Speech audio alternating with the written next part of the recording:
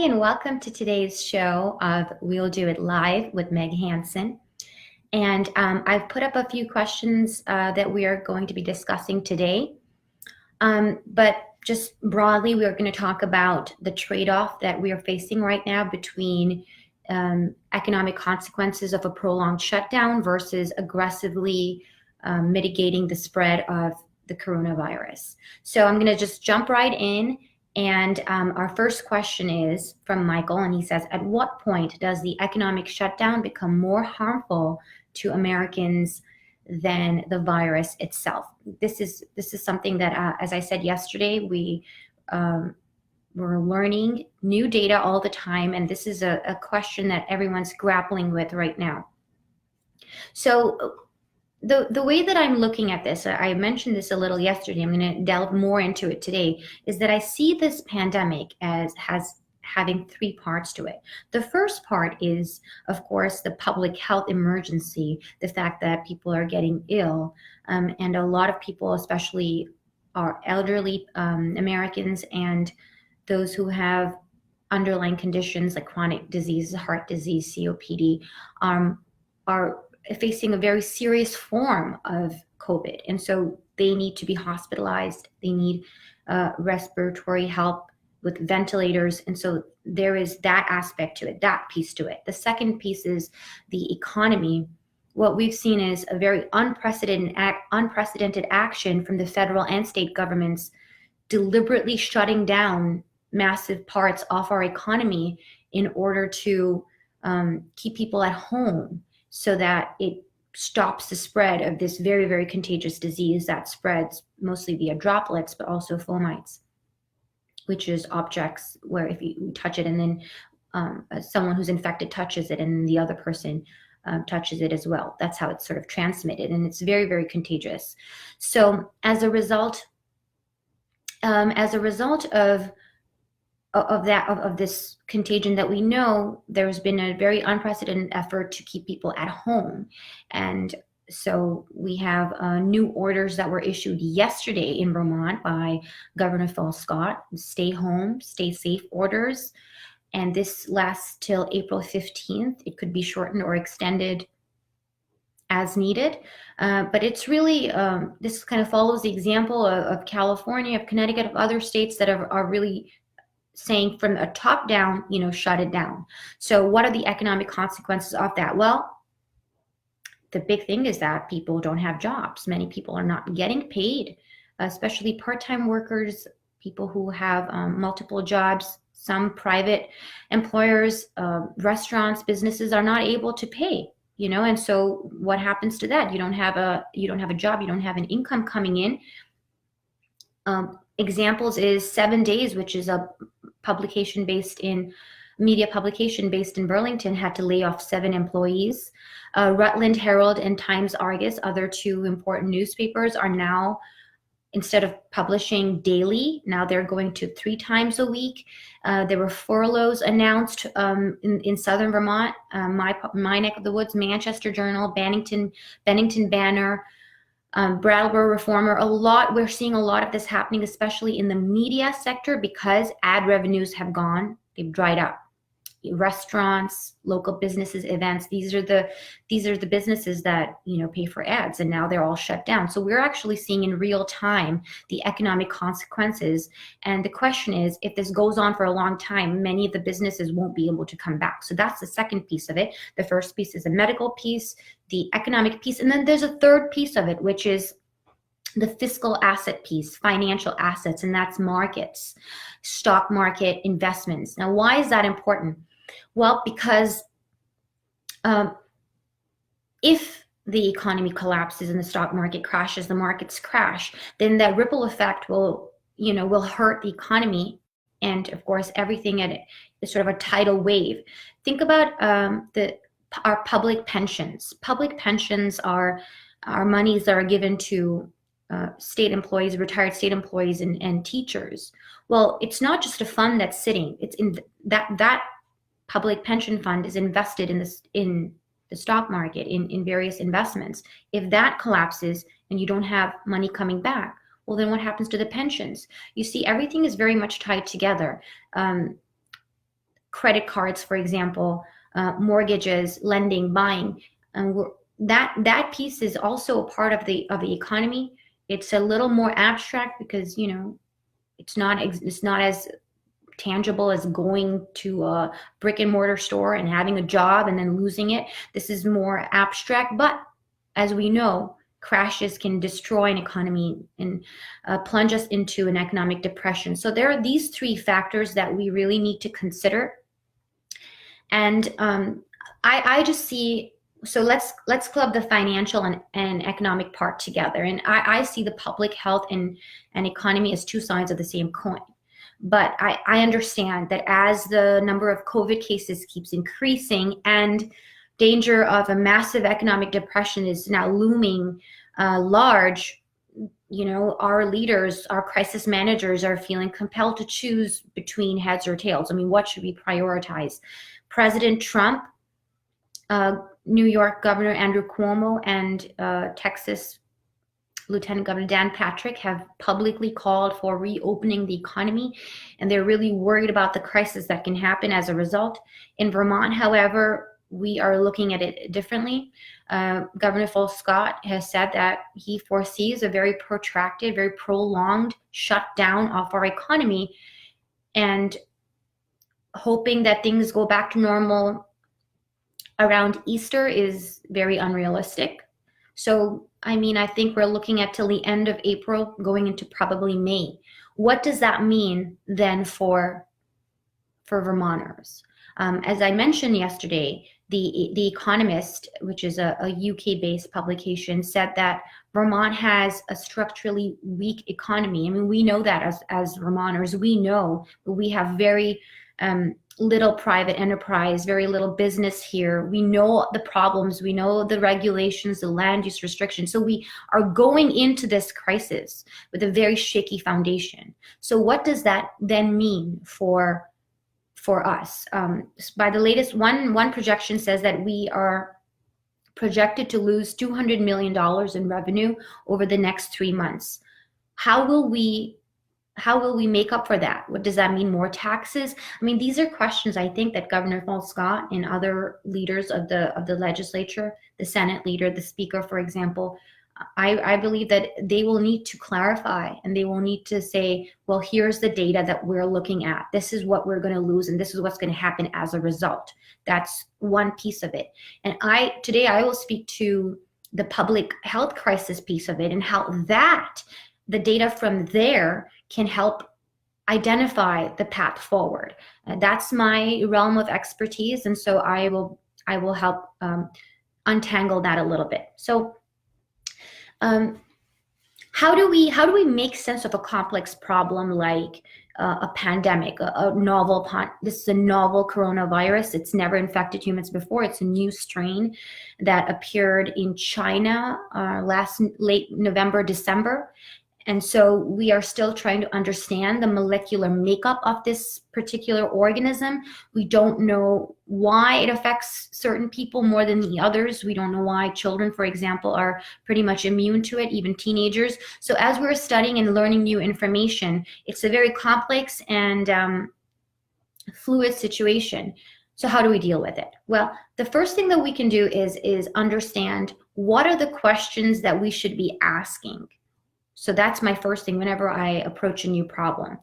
What we're seeing in the media, and I don't mean to call out any particular outlet, but what we're really seeing is a daily caseload where they say, oh, as of today, Vermont has 123 new cases. And so we're always seeing, like a tracker saying these many new cases, these many new cases. But reporting new cases is not a very useful measure in any way. A much better measure is case fatality rate. So epidemiology is a branch of medicine that deals with diseases, the incidence of it, distribution, prevention, cure, patterns of it. And so in epidemiology, we look at case fatality rate, how many people are actually dying, because this is a very good indicator of how severe the disease is, and it helps us predict how it will develop, the outcome of it, the prognosis of it, basically at large. We are basically able to get a good picture of it. Because when you look at something like a pandemic where everyone is infected and we're all dealing with it, it's important to be able to look at a big picture. It's important to look at averages and get a 30,000 foot view of what's actually happening. So the first question is, who is dying? That's the first question when we look at it. And what we've seen is that elderly are the ones who experience a very serious form of this illness, and people who have underlying chronic conditions, so their immunity is compromised. We've all heard of the massive death rate in Italy, but the average age of the person in the Italians who are dying is 80. That's number one. We have to understand that.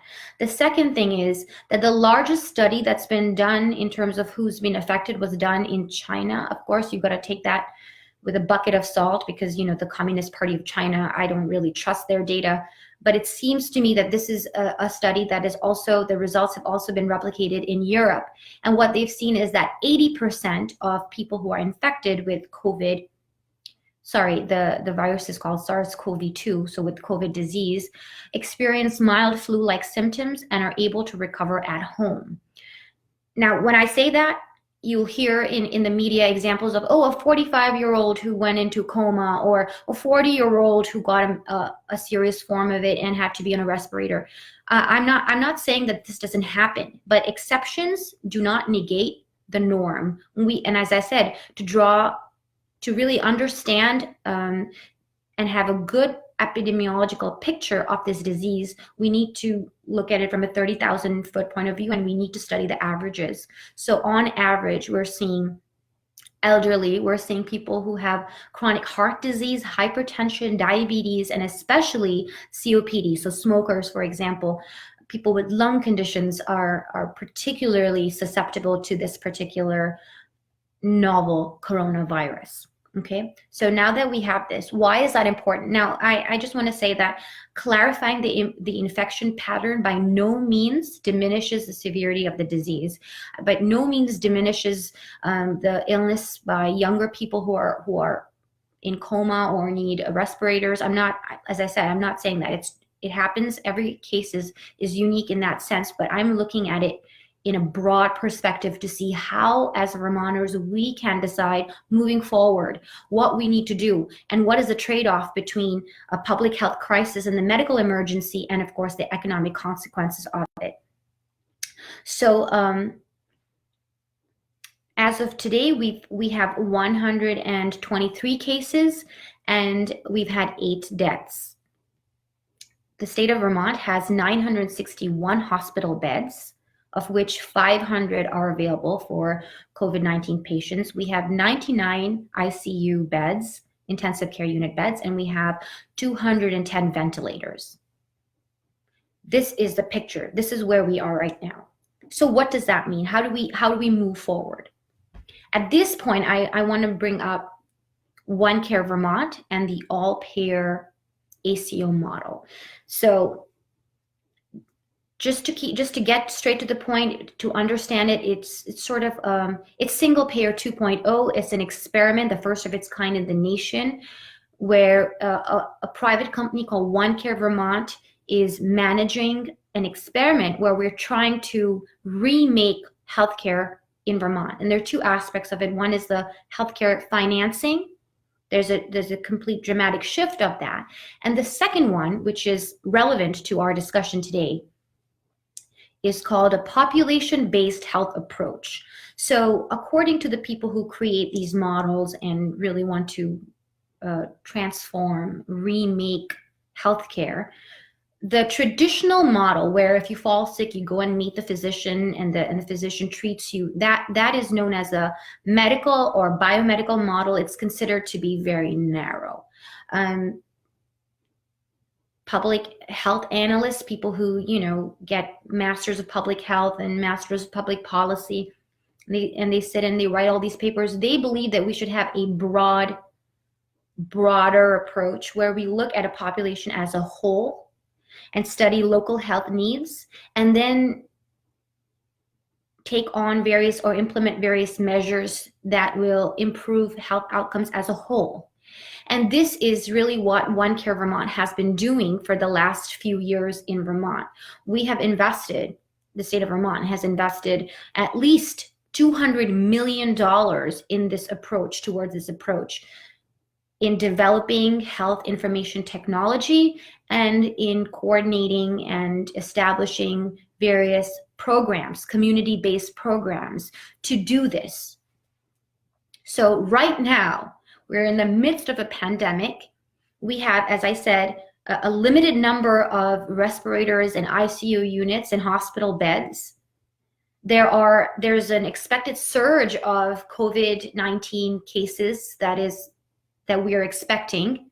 So what do? Well, right now is the time for OneCare Vermont to step up and share its valuable database. It should have a valuable database, a critical database that should help us identify exactly who is at risk and how can we reach them and how can we target the limited resources we have to preempt care.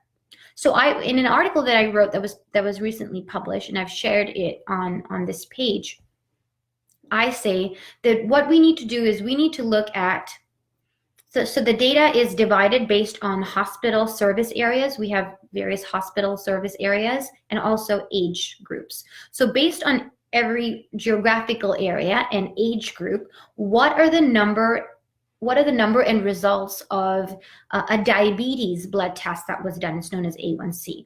What are the number and results of hypertension cases and how many of them are controlled?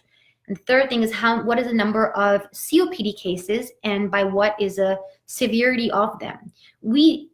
OneCare Vermont should have this data.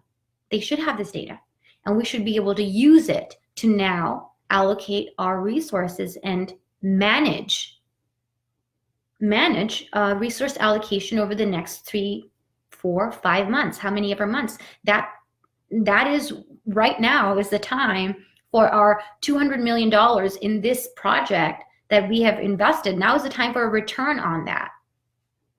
But what we are hearing is crickets. OneCare is nowhere to be seen, and their supposedly amazing database, where is it? I don't know. I'm not seeing that anywhere. So in terms of data, if the original question is, at what point does the economic consequences become more harmful to the American people than the actual virus? Well, if I had this data, if OneCare published it or made it available to the public, well, then I could look at it and I could say, well, here's what we have. Here's how many people are at risk. Here's how we can isolate and quarantine them. We can use our test kits, and we can get all of them tested to see how many of them are positive, and then we can do resource allocation. And if resources, then we need to increase our hospital capacity. And yesterday we talked about suspending the certificate of need laws, which artificially limit the supply of healthcare resources. Suspend that so that we don't need state permission to increase the number of beds, to increase the number of respirators. We can order more, we can find more resources for that. And so that should be able to help guide and create a blueprint of how to manage it from the public health crisis aspect of it. That's what I would say. But right now I don't have that information, and I don't see anybody calling OneCare Vermont for that information. As far as I know, in terms of my research that I'm doing every day, the local media is inundated with information about COVID, and reporting on the new number of cases takes precedence, or I believe it seems to take precedence over sorting through the data and seeing which information is more important and what we really need to put out there. As I said, reporting on the number of new positive cases says nothing. Really, it says nothing, because we know that it's going to keep increasing. But the case fatality rate matters. Who is dying matters. What is the underlying? Is their underlying immune system compromised? How many people can we isolate and quarantine and get tested? How can we best allocate the resources that we have to maximize and mount the most effective response to the pandemic. So that's how I would look at untangling the data and putting it forward in terms of public health crisis aspect goes. Okay, so do I have any more questions that people, or what I'm talking about here? Okay, so that's one aspect. I can tell you this, the good news is that on the US Senate floor right now, they're debating a $1.8 trillion spending bill. Of course, the ramifications of that are the long-term consequences of this spending will have to be something that we all grapple with. But for now, this is a good thing because we need to have liquidity. We need to get aid, especially to American workers, American families that the government has forced out of a job right now. So what it's saying is that they're going to look at our 2018 tax returns, and based on that, they're going to make a determination and say, if you, as an individual, if you make up to $75,000 a year, you will receive a check. Automatically, you'll receive a check of $1,200. And as a couple, the limit is $150,000, and then you'll receive $2,400. So with an additional $500 per child. That is what's being debated right now. We'll see what happens. Well, what if you make more than $75,000? Well, then the income cap, there's a cap, is $99,000 for an individual and $198,000 for couples. So that's where we are. We're also looking at $500 billion in aid for corporations, $350 billion for small businesses. And I think there's a lot of debate about whether corporations should get any kind of help at this time. I can tell you that there are many very well-to-do corporations. One example is Harvard, which has the largest endowment in billions, that has let off, and the news just broke today, they've let go of their food workers, the ones that work in the cafeteria. So there's a lot of questions right now of private organizations that are in a position to pay their workers, even though it's shut down and they're not doing so. So all these things are really going to be a part of the discussion that in the days that unfold, and I should have more data to report on that tomorrow. And then finally, I will say this: there are two articles that I read today that were really informative in trying to understand between the public health crisis and the economy. And one of them was a Wall Street Journal editorial that talks about the need to start reopening the economy and phasing into new mitigation strategies. And this is backed by another opinion article that was written by Scott Gottlieb. He's a former FDA commissioner. And so they're also talking about the data. As I said earlier, Governor Scott and Vermont authorities really need to show us, they need to be transparent about the data that they have and what are their projections. If we're going to lose $200 million, for example, over the next 3 months, what are going to be the consequences of that? So it's important to have all this information out there. In terms of, well, what these two articles were saying is that containment and an economic shutdown is not sustainable for prolonged periods. And this, of course, is in contrast to what Vermont is doing. Vermont is looking at a shutdown at least until the end of April. So, as I said, it really depends on where it is. And the advice right now, or at least the opinion, the expert opinion, is that in areas that are very severely affected, like Washington State, New York City, and parts of California, having a shutdown and containing trying aggressively to mitigate the spread is sustainable, or it can still go on. But in other areas, especially the Midwest, well, some would argue in a rural place like Vermont, according to this, it would be time to start opening up. So you see, there's definitely a conflict in terms of, are we looking at the heads or tails of this coin? But again, it's basically two sides of the same coin. And well, I think I don't see any other questions of it. I think this is really what, in terms of information, I wanted to get out there. If you have more questions, please leave them in the comments or email at info@Hansen, Hansen, for Vermont, spelled out, .com. And I'll be back here again tomorrow at 6 p.m. where, once again, we'll do it live. See you then.